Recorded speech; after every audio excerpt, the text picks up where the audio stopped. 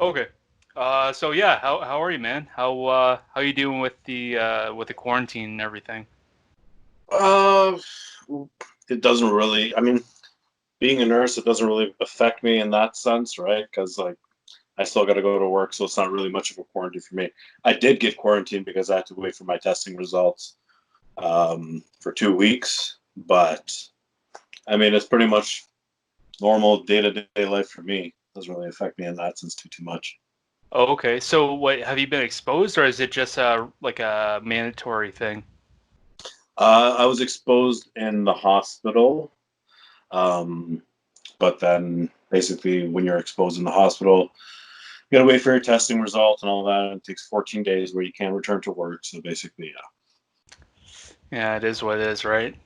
But I mean, what it is. I mean, I'm not too worried about it all, but I guess I've become more relaxed as the weeks have gone by. So hmm I think everyone else is on the same kind of boat as I am, where it's kind of like, well, it is what it is, you know. Yeah. You know what? Exactly. And we're all in this together, so we only can do what we can do, right? But Absolutely. yeah, but again, congrats on the baby boy that's coming, and how long does your wife have? Uh, 2 months, so 8 weeks left. But we So have a feeling like it's going to be coming earlier. oh, okay. So So yeah, it's is this your all first fine. or No, it's my second. I got oh, a okay. 2 year old girl. Okay. Well, it's good, man. I'm glad to hear that. That's I guess that's a positive with everything that's kind of going on, Oh, for right? sure. I But mean, I guess yeah. With everything that's been going on, the stressful part is keeping them healthy and safe, right. right? Because I don't really care if I get the virus, but pregnant wife or a 2 year old girl might not be an ideal situation, right? So that's where the Yeah. stressful part comes into play. Um, but yeah, Yeah, it's, but we can just, stay positive and, hopefully this thing gets beat quick and, not ideal, but, we'll see what happens, right? But yeah, exactly. so as I know, you're a fitness coach for Team Hun, as obviously you got the hat, and so I guess I already know that you're a coach, but for the viewers, can you kind of talk about what it is that you specifically do? Me specifically, well, as the owner and like basically the head coach, um, I mean, we do anything from fitness competitions, so bodybuilding, bikini, fitness, figure, physique, male, female, whatever it really comes down to.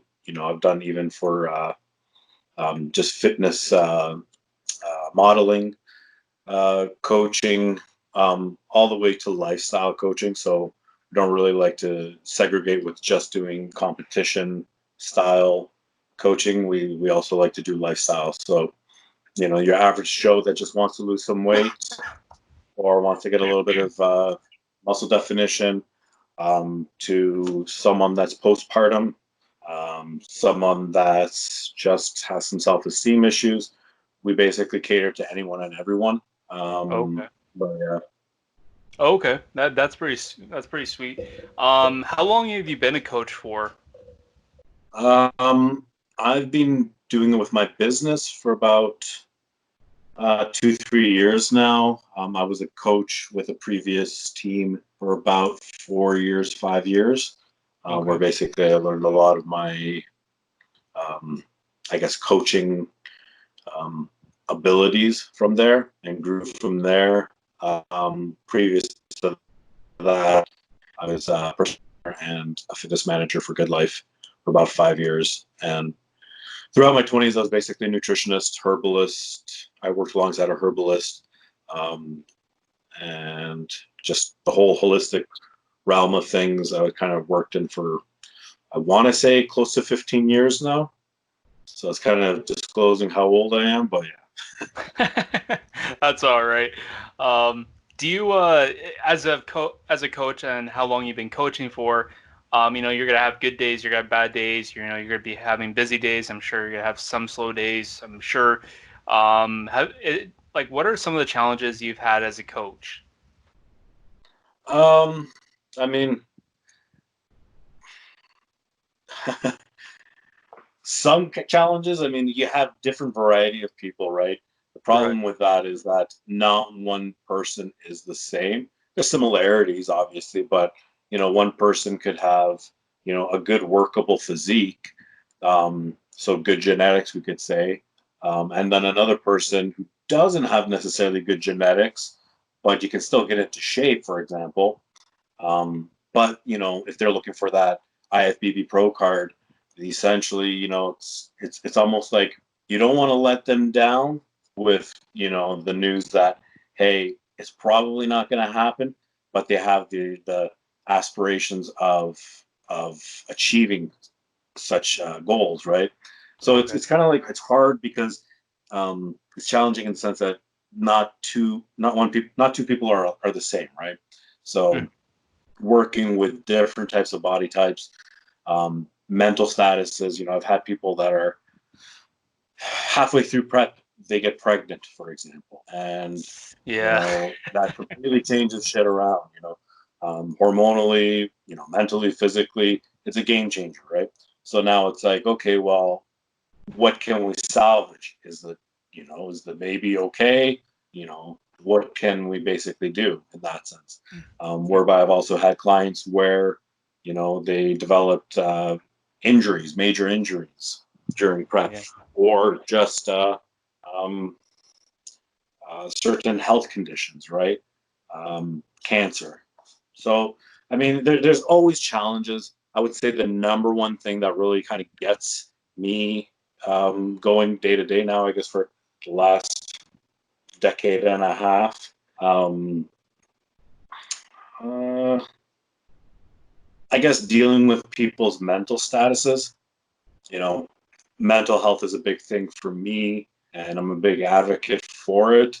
I've gone through depression, I've gone through anxiety, I've gone through other things that I don't really want to discuss, but I kind of I can adhere to a lot of people with a lot of different situations, Right. um, and a lot of people nowadays, especially in the fitness world, they get into fitness to kind of boost themselves, their self esteem.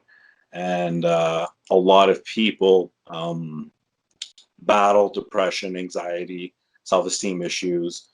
Maybe they were bullied as a kid, being overweight.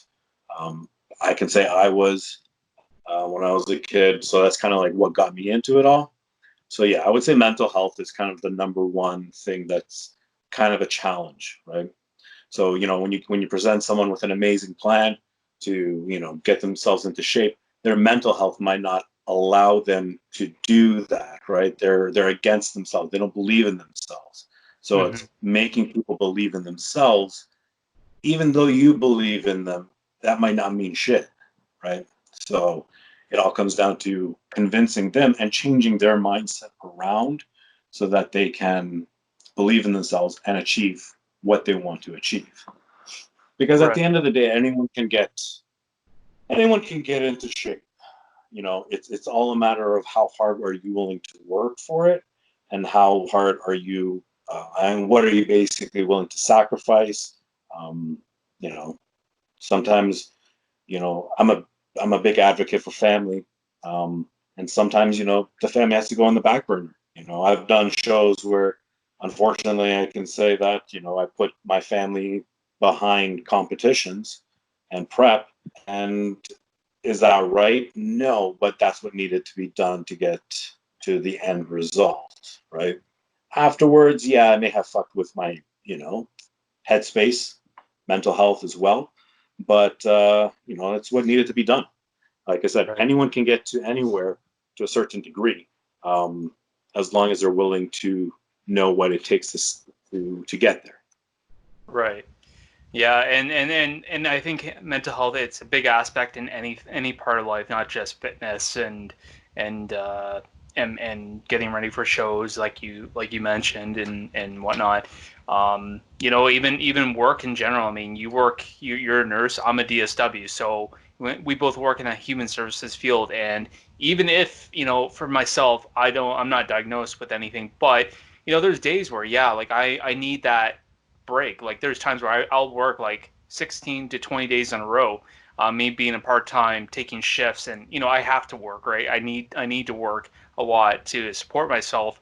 Um, but even at that point, there's days where I need that day off because it also at besides the quarantine, before the quarantine even happened, like I was working pretty much every day, sometimes like 2 or 3 weeks at a time every day. Plus I'm training like three or 4 hours at the gym every day. So it got to the point where I had to get to the gym at like 6 o'clock in the morning, which is something I don't really prefer, but it's something sometimes you have to do, and you have to sacrifice to to get what you need to get done.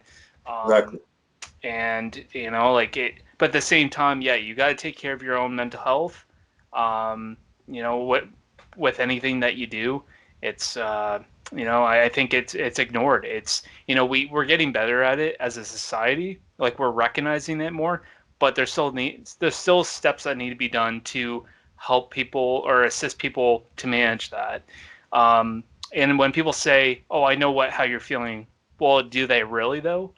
And Yes. and even if it's not something to really do with mental health specifically, but if I'm like I've told people I'm like I'm burnt out, like I'm mentally exhausted from working at my job. Not saying that I don't love what I do, but just dealing with medications all the time. Worrying about, do I have to resuscitate someone because this is what's going on? Like having that mental aspect every day, and people are saying, "Oh, I'm so tired from my job too," and it's like, and I don't like to. I find there's people that tend to like to compare, and I Yeah. hate that. I hate when people compare, like, well, yeah, your job's like this, but I got to sit in an office all day. I hate when people compare, and when I think the whole idea about mental illness is, once we come together as a society, as we come as one, it will help people more, I think. I don't know. Yeah. What's your take on that? Um, my thing is that I feel that yes, mental health is a big issue, obviously in the society, and it's becoming more and more prevalent amongst younger people and anyone really. But I also find that people are somewhat abusing the word mental health, and that's another thing that kind of drives me nuts, right? It's Yeah. like, oh, I had a shitty day today, and okay, well, that doesn't mean you're going through depression, but they're automatically going to their doctor and they say, "Oh well, I had a shitty day. I think I need medications and yada yada yada." And nowadays, the healthcare system allows medications to be just distributed by doctors uh, really, really easily. You know, instead of going and fixing the problem, but hey, what made me have a shitty day, or what's causing my depression or anxiety? They Mm-hmm. just jump on medication, right? So I agree with you, but I also find that, like I said, a lot of people are just throwing the term mental health around like it's nobody's business really, and it's sad really because I remember let's say, well, when I took antidepressants, it was about 15 years ago. You told someone that you're on antidepressants, people will actually took you serious. Now it's kind of like, oh yeah, I take them too, and it's like, well, I'm not trying to compare myself to anyone else or basically look for acceptance, you know. Mm-hmm. And it's like I said, it's sad because the same medication you take for depression is the same medication you take for OCD, which is the same medication you take for anxiety. Like I said, it's getting thrown around way too loosely, and it's almost become like the new norm to have some type of mental illness. And Right. like I said, it's sad, right? So it's not a big thing anymore, but it is a big thing. No, I understand what you're saying. Um, yeah, like we could talk about mental illness like all day, all Yeah, night. no, yeah, Uh, for sure. um, but I was gonna mention. So obviously you've done shows, you've helped people do shows, whatever competition they're doing. But for yourself, have you ever had any wild experience doing a show, whether that be um, weight cutting issues or just when you're prepping, something happens and it screws your whole game up, or Absolutely. I remember, well, I mean, basically every show I've ever done and every prep I've ever done, there's always something crazy that happens, right? One that right? kind of stands out is I did the Toronto's in 2015, and as I was prepping for it, I was developing some serious shoulder and elbow pain. Um, Basically, pushed through it. You took your anti-inflammatories, you did what you needed to do to get through it, Mm-hmm. and I remember being on stage and putting in. Well, I basically fell flat. I didn't have the look that I was really going for. I looked better a couple of days out. It's kind of been an ongoing series for me when I've done shows. Is you look better a day or two before the show, and then the show day comes and something falls through. You become watery. The things that normally would work for anyone else doesn't work for me, for example, right? So it's been a lot of trial and error in that sense. But I'm like I said, the Toronto's when I did it in 2015, I was on stage and I felt my elbow going to shit. Basically, even going into the weigh-ins, as I was drying out more and more and more, my elbows just started hurting more and more and more to the point where I couldn't even carry my gym bag through the stadium. Oof. And actually, I had to get my then girlfriend, now wife, to carry my bag for me. And it's kind of funny, have a bodybuilder getting your wife to carry your shit. And I was on stage, and they made us do the rounds a few times, so your compulsory poses. And after the first compulsory pose, I ended up doing the side tricep, and I actually popped out my elbow, or I'm not exactly 100% sure what popped, but something popped in my elbow. And I had to go through, I believe, the compulsories 3 or 4 more times all the way through with that popped elbow. So I was on stage for about 20 minutes doing my compulsory poses, and the pain was just excruciating. And I remember coming off stage and obviously not being happy with how the performance went. And I remember just getting on my phone and messaging my girlfriend saying, "Oh my God, like I can't move my elbow." You know what I mean? Like it immediately started to swell up, and it was just like I said, it just went to shit. Let's just say that. Right. I still get some flare ups from that incident, but those are definitely some of the cons that come with competing and drying out, and Yeah. taking certain diuretics and whatnot, and pushing your body to the limits, with injuries during prep. You know, it, you question yourself, is it all worth it? Hell no, it's not worth it. But I'm kind of the type of person where it's like, if I have a goal set, I'm going to achieve it no matter whatever the hell it takes. And it might not be the best mindset because, it does offer some injuries and long-term effects, but it's all for the love of the sport, right? So Well, exactly. With I don't know.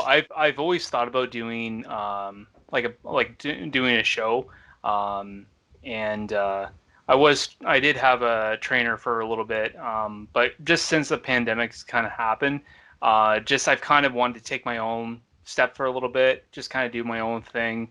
And I'm looking to get back into it again. Like not that I haven't been serious. Like my diet's still strict. Like I'm still working hard and everything. But I just kind of wanted to do my own thing for a little bit. So I'm currently thinking about getting back with my coach. But as of right now, I'm still just doing my own thing. But I always thought about doing a show. But also at the same time, I'm not. I don't think. And this is kind of something I talked about on podcast yesterday with this one girl, and I said to her, I'm like, I think anything that you do, it's if I'm gonna do a show, my mind needs to be 100%. I need to know that I'm gonna go the full way. I can't do the first quarter of prep and be like, oh, fuck this, I can't do it anymore. Like I have to know that okay, I got to be 100% here. And then two, that day of, I have to put in that 110%. And I don't think right now that that's something that I can achieve. And it's good that I recognize that, because Absolutely. if you're not going to go the whole way, you shouldn't do it, because it's, you're going to put all that work in, and then that you're forcing something, I guess, that you don't really want to do. And I think it's interesting. I think for me, I would not want to look like that all the time. But to just have that accomplishment, I think that would be something I would love to do, but it's something that I'm okay with if I never do it. So, Hmm. as of right now, the mindset, I need to get my mindset in it first. Um, Yeah. but as of right now, I'm still working on getting to my goal, and it's a good process. And I think the quarantine right now is a very good it's a very good test. It's a good test to for a lot of people too. It's a good test to really show, when things are taken away, how hard are you willing to work to get through the boredom and the just staying home and working with what you have, and creativity. And I guess I know that you only have so much time here, so I'll have a really quick question here. So I was doing the podcast with this girl last night, and she's a fitness coach as well. She does other things, like she basically just works with women, and she mainly does, like, I think she is a nutritionist too. Like, I wouldn't say a titled nutritionist, but she does the nutrition part, and she'll give them the workouts and everything. And she talked about how she doesn't believe in meal prepping. And I asked her what she, like, specifically what she meant, and she's like, she literally means, like, she doesn't believe in the whole idea, like, you have, okay, for example, for me, like, in the morning I have a protein pancake that I make, and then I would have this meal here, and this meal here, and this meal, and this meal here. Like, I just finished my post workout meal here. So do you believe that you should be meal prepping that way, or how do you feel about that? I think meal prepping is a good standard for structure, where people tend to lack. I find nowadays that you open your fridge, you take whatever the hell you want, and you eat it, right? And then you can roughly put it together in your head. Well, this had 30 grams of protein. This was 30 grams of carbs. Yada yada yada. Right. Ultimately, I think if you are prepping for contest prep, a show, meal prepping is critical, crucial, a must. Okay. Mm-hmm. Unless you've been in the industry for fucking 10 years and you've done 20 different shows and you're just an expert. And I wouldn't even say that I'm an expert.